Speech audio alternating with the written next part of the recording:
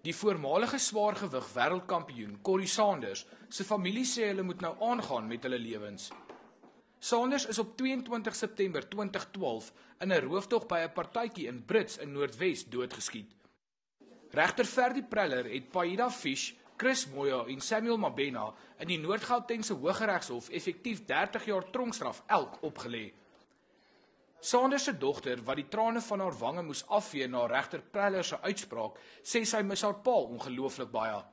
Dit sal nooit my pa terugbring nie en ons sal nooit hom sien nie.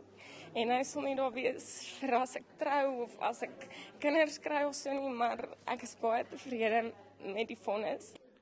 Sanders se ma sê egter sy kan nog nie sy moordenaars vergewe nie.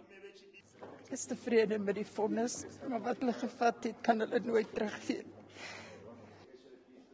Regter Preller sê Fish, Moyo en Mabena het die rooftog met militêre akkuraatheid uitgevoer. It is also clear to me that this was not a group of amateurs who committed the robbery and that the perpetrators must have had some prior experience of this type of crime. Die 3 veroordeelde moordenaars se regspanne sal môre aansoek doen om verlof tot appel teen die vonnis. Gerard Pretorius, E-nuus, Pretoria.